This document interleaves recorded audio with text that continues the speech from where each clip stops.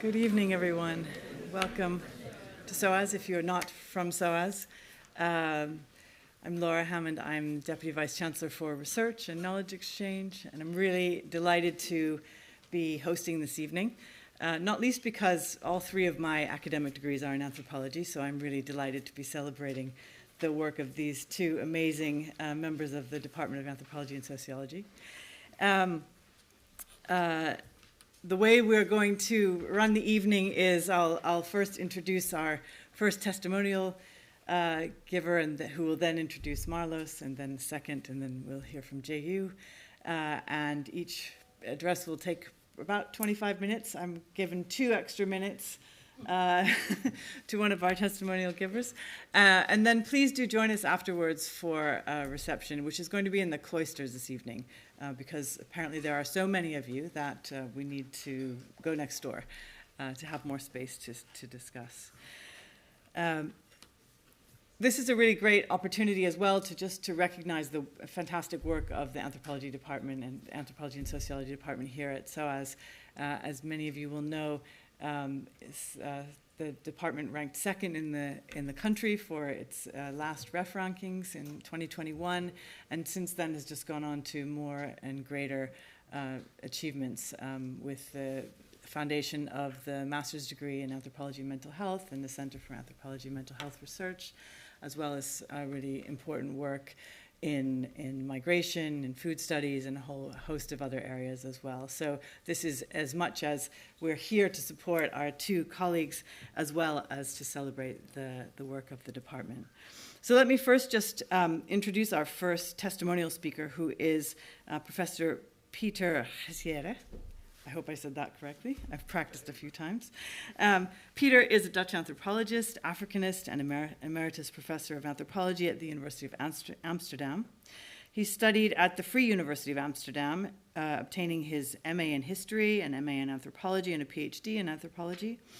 He also he's done fieldwork in Tunisia, Zaire, French and English-speaking Cameroon and Senegal.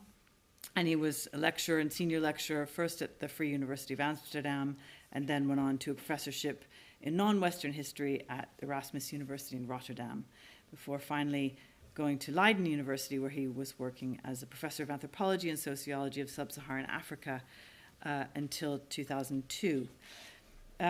From 2000 onward, he was the professor of anthropology at the University of Amsterdam as well, and specializing on Cameroon and the comparative study of processes of change in Africa. In 2002, he won the Distinguished Africanist Award from the African Studies Association in the US. So welcome, Peter. Thank you so much for coming all the way from Amsterdam for this evening. Please come join us.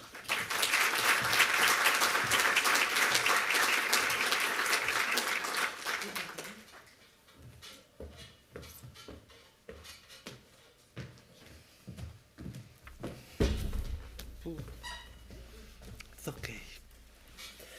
Thanks for this very nice introduction, and I must say it's a great honor to present here a short introduction of Professor Marloes Janson. Ever since I developed an interest in Africa, and that's quite some time ago, SOAS stood out as a mecca for African studies. Since the 1980s, I became a regular guest in this venerable building because of the IAI, International African Institute, that still exists. But I never foreseen that one day one of my PhD students would make it to become full professor here, so I'm very proud. I know Marloes for more than 30 years, and she never stopped surprising me. In small things, when she began to dress all black, I asked her about his choice to go Gothic. I tried to be trendy, but I was immediately reprimanded. This was her personal style and not Gothic. But also in anthropology, initially I thought Marloes was Leiden School, the old flagship of Leiden, anthropology, which means heavily structuralist, and so not at all my cup of tea. So I was hesitant, but I soon found out that she was impatient to spread her own wings, her wings of her own. Her PhD topic was on griottes. These are female praise singers in the Gambia, So then I guess that she was into feminist anthropology, but at the time was another booming direction in Leiden. But I soon realized Marloes followed her own style of feminism, both in her anthropology and in her personal life. I enjoyed working with her for a PhD, but I became really interested when she came up with a brilliant topic for her next research, the impact of Tablighi Jamaat, Indian Muslim missionaries in Gambia. And I became really taken by her commitment to fieldwork there in the Gambia, when I understood that she accepted to wear a chador whenever she went outside. She was the only white woman who did so, and Gambia can be very hot, so I was deeply admired this. After her PhD, I helped her to get a job at the prestigious Centrum Moderner Oriente in Berlin. Within a few months, he was eine richtige Berlinerin, having her boxing club in sleazy Neukölln. I expected her to go and live in Neukölln, but no.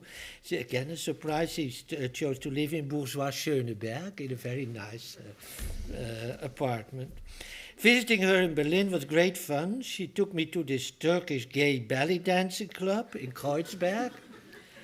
But I only got in because she took me under her wing, which was I was a bit offended by that. I thought I could get in on my own, but no, I could not. But just as I expected her to settle in Berlin, she decided to move to Britain. Luckily, she found a safe haven here. Safe haven? Sorry, my English is not perfect. Heaven, maybe also, with SOAS, where Richard Varden was her great host, and thanks for that, Richard. You are somewhere in the audience. Then she announced that she had it with the Gambia, that was too small. Her new research would be in Lagos, then still widely known as a no-go place. So I really panicked. I thought, oh my God, all by herself in Lagos. So I quickly mobilized a Nigerian colleague who worked on area boys, quite appropriate, and to act as her host, and he did. He was wonderfully supportive, but Marloes quickly emancipated herself from his protection, finding her own way in Lagos, which is not a mean thing. Again, I deeply admired her commitment to fieldwork. She spent months in prayer camps along Lagos Prayer Highway. This is typically Nigerian. I don't know any other prayer highways, but Nigeria has these prayer highways. And Marloes was only complaining about scorpions in the shower and not at all about the endless praying asked from everybody there. So again, a commitment to fieldwork, which is really special. Her topic was as audacious, a Chrislam movement combining Christianity and Islam. I always learned about fierce religious tension in Nigeria, but the first thing Marloes found was that there was not one Chrislam, but several, so again, a surprise.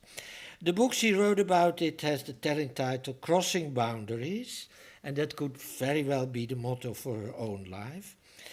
But it highlights also, by especially her last monograph on Chrislam, is seen as a breakthrough in the study of religion. I have to also to mention her very last book. We have to mention the last book, Religious Plurality in Africa, edited with Kay Cresson, Benedict Ponsen, and Hassan Maki Mako. Alas, there is no time to mention all the appreciation this unbridled energy received, awards, invitations all over the world. But I still want to mention the radiation of her work outside academia, TV appearances in Nigeria, a wonderful TV interview, and feminist novelist Zadie Smith being inspired by Marloes' vivid ethnographics. High time for me to shut up. Marloes, we now want to hear from you where you will be taking us the coming years. But many thanks for your inspiration to me, which is a reversal, but times are changing, and for the friendship. You can take the floor.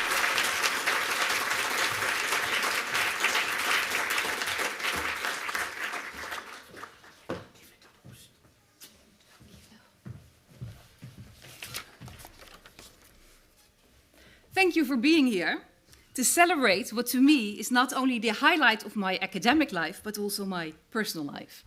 From a very young age, I dreamt of becoming a professor of anthropology. In 2020, that dream finally came true, without me realizing it. I received a letter from the SOAS board, the Academic Promotions Panel, and the Board of Trustees, recommended that I was promoted to Professor of West African Anthropology. I phoned Andrea Cornwall, who at that time was my line manager, to find out when the panel would take a decision. Despite her confirmation that I was promoted and that this was just British bureaucratic language, I still couldn't believe it. The pandemic and SOAS pause of the Inaugural lecture series meant that I had nearly 5 years to get used to my professorship.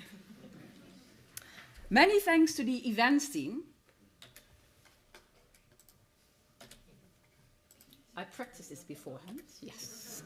Okay, many thanks to the events team, and particularly to Nick, to Del, and to Carol for organizing this event. And many thanks to Laura Hammond for her kind introduction and all the impactful work she does for SOAS as well as in Africa. I feel very honored and proud to celebrate this event with Pieter Geschieren, who played a crucial role in the shaping of my career as an anthropologist and as an Africanist. Our relationship changed from teacher to PhD supervisor, mentor, and finally friend. And my feelings for him changed from awe to fear and finally love. As an MA student at Leiden University in the Netherlands, I looked up to Pieter for being all-knowing. As a PhD student, I feared his critical comments, highlighted in red in the margins of my PhD dissertation, saying that my ethnographic case studies read like police reports, and that my attempts at theorizing came across as theoretical flower picking. I want to thank Pieter for making me a better writer. There are others who have shaped my career in the Netherlands, in Germany, and in the UK. I found dedicated co-PhD supervisors in the late Jarig Oosten and in Jan Jansen. Karen Willemsen and Sabine Luning were inspiring lecturers who not only taught me anthropology, but also showed me that academia could be much fun. Both passed away at a very young age not long ago. From Leiden, I moved to Berlin, where I was embedded in a supportive network of researchers at Centrum Moderne Orient, due to the efforts of particularly Ulrike Freitag, Achim von Oppen, and Kai Kresse. In the UK, I found inspiring mentors in the late John Peel and in Richard Farden. I had the honor to work with John as well as with Stephanie Kitchen as my book editor. I miss John's sharp comments and his dinner parties. Having a mentor like Richard Farden is so very important in the life of an aspiring professor. I would not have stood here today without his support. I've learned a lot from Birgit Meyer, with whom I had the honor to collaborate during several projects. I would also like to thank my research collaborators, Sky Kante, Mustafa Bello, and Toby Ashodi. My Nigerian host, Pieter already mentioned him, the late Abubakar Momo and his family. The Nigerian award-winning photographer Akintunde Akinleya, and several of the images which I'm going to show you in a moment are Akintunde's, who was here last week for a conference, but he left. And the many people with whom I've worked, first in the Gambia, later in Nigeria, over the past 25 years. Time is limited, so I cannot thank the numerous people who have played and still play a very important role in my professional and personal life. I want to point out a few of them. David Moss headed the Department of Anthropology and Sociology when I joined SOAS in 2012. He, John Campbell, Ed Simpson, my current heads, Catherine Dolan and Emma Crew, yes, and my other colleagues who made me feel very welcome. SOAS soon became my home away from home. And what makes SOAS feel like my second home are not only my colleagues inside, but also outside the department, but also the people who manage the university, colleagues in the professional services, but especially my students, BA, MA, PhD, past and present. Thank you for allowing me to accompany you on your academic journeys and for giving me the opportunity to not only teach you, but also to learn from you. I found a home away from home, not only at SOAS, but also at Sadat Saak's North London Boxing Club. And I spotted one of my boxing mates in the audience. Thank you for being here. I not only have a personal interest in boxing, two actually, but also a professional one. And I will talk more about my anthropological interest in boxing later this evening. And last but not least, I want to thank my family. My mom is here, making this a very special event for me. My partner Willy, who's also here. My sister Caroline, and my friends for making me the person who I am. My mom is my biggest fan. She's my cheerleader. She's my soulmate. She's my everything. There are no words to thank her for her love, her support, and her patience with me. Dank je wel, lieve man.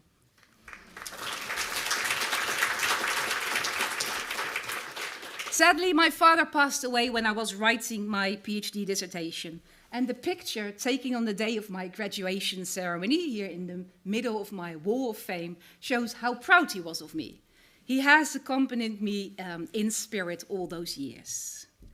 Living with me is not always easy. In fact, Willy and I do not live together. But although we live in different countries, I feel our togetherness in separateness. Thank you.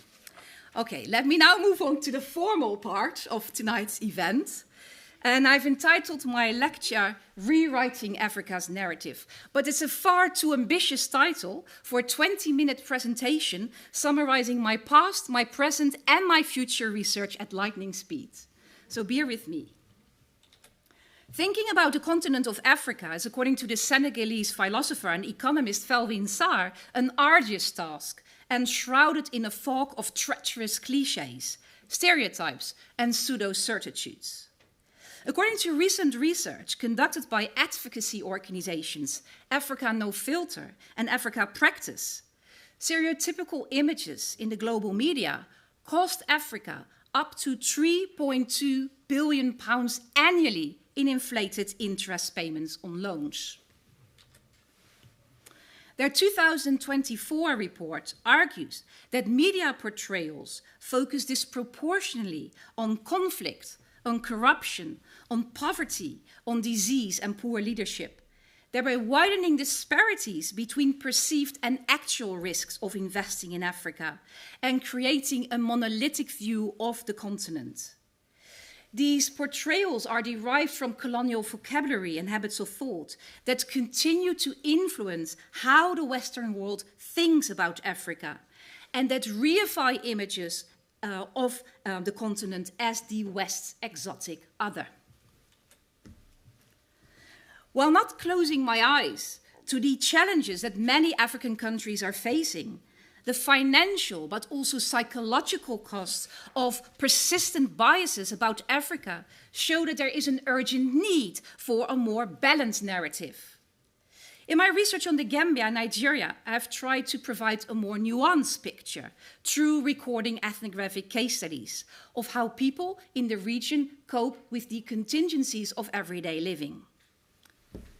My point is that ethnography, defined by anthropologist Alpha Shah as a potentially revolutionary practice because it forces us to question our theoretical presuppositions about the world, produce knowledge that is new, was confined to the margins or was silenced, not merely a method of anthropology, but a profoundly political act, one that can enable us to challenge hegemonic conceptions of the world, challenge authority, and better act in the world, and can hence serve as a tool to reverse detrimental anti-African stereotyping. I will now give 4 examples of conventional portrayals of Africa and how I've tried to deconstruct them through my ethnographic research. The Arab Middle East is often seen as the center of the Muslim world, with North Africa considered to be directly linked to it. In such a view, sub-Saharan Africa is regarded as peripheral. The stereotypical image, aligning with the racist idea that there is a specifically African Islam, which differs fundamentally from an Arab Islam, hampers a better understanding of Islamic reform movements in sub-Saharan Africa. A survey conducted by the Pew Research Center in 2022 illustrates that Africans are among the world's most religious people. Well, it's important not to perpetuate assertions of an essential Africanness rooted in religion, which denies Africa's coevalness with the secular Western world. Africa is undeniably the driver of religious reform. Indeed, reformist Islam and Pentecostal Christianity are among the fastest growing religious traditions worldwide. And Africa is, according to the Pew Research Center, the future of these religious traditions. That Africa plays a pivotal role in steering religious reform became clear during my ethnographic research in the Gambia, which resulted in my monograph, Islam, Youth and Modernity in the Gambia, the Tablighi Jamaat, a book which was published by Cambridge University Press in 2014. And the Tablighi Jamaat is a transnational Islamic missionary movement that originated in India in the 1920s and from there spread all over the world, including to Africa. And over the past 3 to 4 decades, the Gambia, the smallest country in Africa, has grown into the center of Tablighi activities in West Africa. My monograph examines how a movement that originated in South Asia could appeal to the local Muslim population, youth and women in particular. The Tablighi Jamaat offers young Gambians, men as well as women, a new sense of belonging to a global community of Muslims, the Ummah, beyond the control of their parents and beyond the control of the established religious authorities. And that Gambian Tablighi youth see themselves as belonging to a global community of Muslims questions conceptions of an African Islam versus an Arab Islam. Rather than mapping knowledge of the continent into distinct area-specific fields of study, much can be learned by studying the long-standing relational dynamics through which Africa and the rest of the Muslim world are entangled. From the angle of historical connectedness, Africa no longer exists at the periphery of the world. Instead, we study Africa to understand the world, as the Mozambican sociologist Eliseo Macamo puts it aptly. As this random selection of headlines showcases, Africa's most populous country, that's Nigeria, is often portrayed in the media, as well as in the academic literature, as a country torn by violence between Christians and Muslims. Rivalry is, however, just one aspect of Muslim-Christian manifold relations in Nigeria. There's plenty of religious difference, also in the peaceful southwestern part of Nigeria, called Yoruba land, where I conducted my ethnographic research. But the case studies that I recorded during my research illustrate that difference does not automatically lead into violence or polarization. Religious divergence could as well be the ground for a range of modes of copying, competition, and coexistence. A case in point is Chrislam, a self-designation that refers to a series of religious movements that originated in Nigeria's former capital, Lagos, in the 1970s, and that combined Christian and Muslim beliefs and practices. According to the Chrislamists whom I interviewed, if one needs deliverance, one cannot afford to be picky. Instead, one picks and chooses in the hope that by combining elements from different religious traditions, one increases one's chances of achieving a good life. For instance, a Chrislamist told me that he prayed 8 times a day, 5 times in the Muslim way, 3 times in the Chrislam way, to benefit from the cumulative power of prayers. And this picture shows the leader of one of the oldest Chrislam movements in Lagos, sitting on his throne, within his one hand the Bible, in his other hand the Quran. And the underlying idea in Chrislam movements like these is that to be a Christian or Muslim alone is not enough to guarantee success in this world or the hereafter. And therefore, Chrislamists participate in Christian and Muslim rituals, appropriating the perceived powers of both. Although I do not deny that Christianity and Islam have their own distinctive traditions in Nigeria, My point is that we should focus more on how religious practitioners actually practice religion in daily life and how their ways of practicing religion relate to each other. By shifting the focus from the Eurocentric conception of religion as belief to religion as embodied practice, it will appear that the idiosyncratic ways in which religion is lived in Nigeria, but also in other multi-faith settings in Africa as well as beyond, are often marked by ambivalence, contradiction, and double standards, rather than by neat divisions along religious boundaries. And this prompted me to develop a new comparative framework to explore mutual influences and entanglements between different religious traditions. By taking religious plurality as my conceptual frame, in both my book, Crossing Religious Boundaries, Islam, Christianity, and Yoruba Religion in Lagos, Nigeria, and in my more recent book, Religious Plurality in Africa, Coexistence, Conviviality, Conflict, a book that I co-edited with Kai Kresse, Benedict Ponsen, and Hassan Mwakimako, and that we launched at SOAS not long ago, pluriform movements such as Chrislam are no longer a problem opposing the Western tradition of mono-religious approaches, but opportunities to offer a fresh perspective on religious crossovers in Africa. Against the ubiquitous rhetoric of Nigeria as a nation torn by religious conflict, my work on religious plurality can be read as an attempt to give expression to the novel and the creative potential that characterizes lived religion in Lagos. And this brings me to my third trope. Whereas Africa has long been portrayed as a rural continent, today, dystopian projections of African cities as ticking population bombs on the brink of collapse or as mega slums of despair dominate the headlines. My ethnographic research attempts to redress these conventional images by focusing on Lagos not as a threatening anomaly, but as a precursor to a new kind of urbanism and a site of generative capacity. Despite its dysfunctions and disruptions, Lagos instills hope in the lives of its inhabitants. It is a place of opportunities where, to paraphrase my research collaborator Mustafa Bello, everything is possible. A site where hope is being materialized, religious entrepreneurs have invested in urban renewal and religiously owned real estate over the past 3 decades, thereby converting Lagos from an apocalyptic megacity into a prayer city, where religion and the infrastructure of prayer holds a preeminent place.